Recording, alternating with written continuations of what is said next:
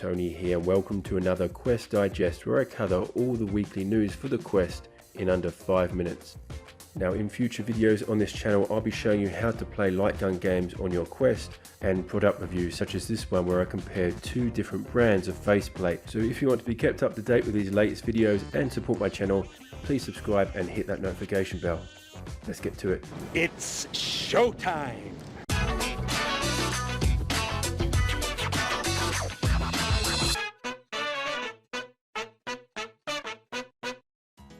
So as soon as I come across this, I had to share this. Many of us have fond memories of playing Goldeneye on the N64, and it looks like a group of developers are looking to bring out a game called Quest.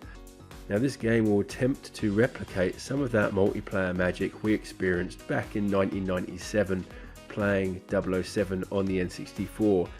Now, given this is an unofficial tribute to the game, we won't see this in the Oculus store, but hopefully we see it on SideQuest, and hopefully Nintendo don't shut this down. Now, I just wanted to quickly mention this Kickstarter project, which is an Oculus Quest and Rift S charging station. It can be hung on the wall and looks like quite a nice setup.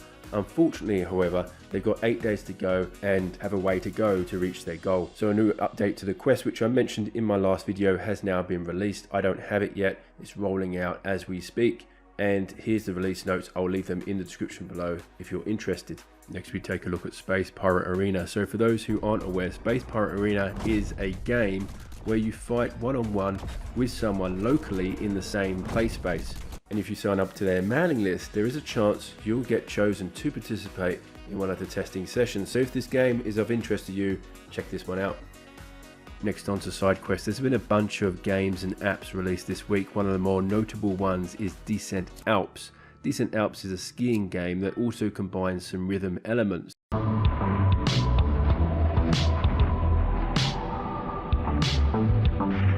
So I checked this one out this week and it was really enjoyable and very unique game too. I don't know of anything like this in VR on the Quest at least.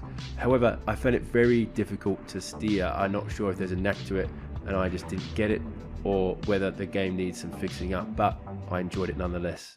I've shown this game in an earlier Quest Digest video, except this time you can now download a trial version, whereas before you had to pay to play.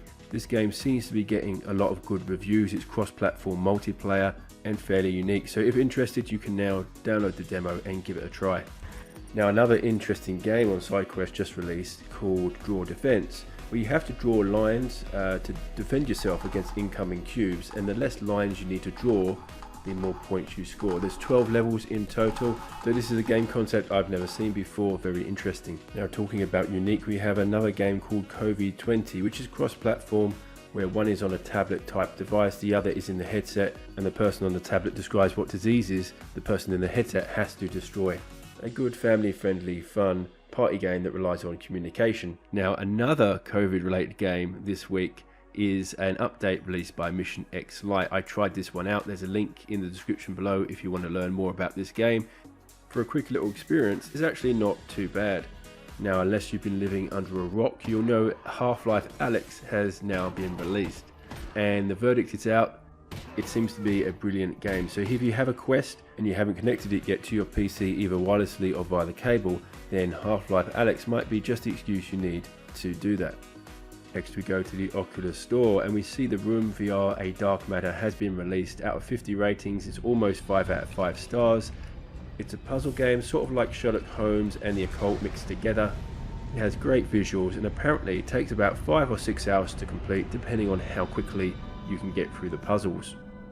We also see B-Team has been released. B-Team is a mini game where you get to switch between 4 different characters. Unfortunately, hasn't received much love so far. It might be worth holding off buying this one if you were thinking about getting it, just to see if the reviews get any better.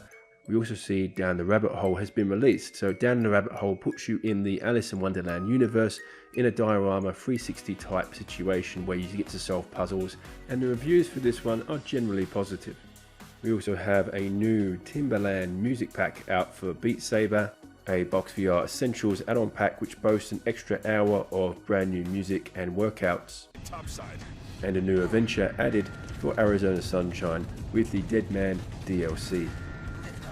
Well, that's it for me for this week. I'll see you here again next week for another Quest Digest.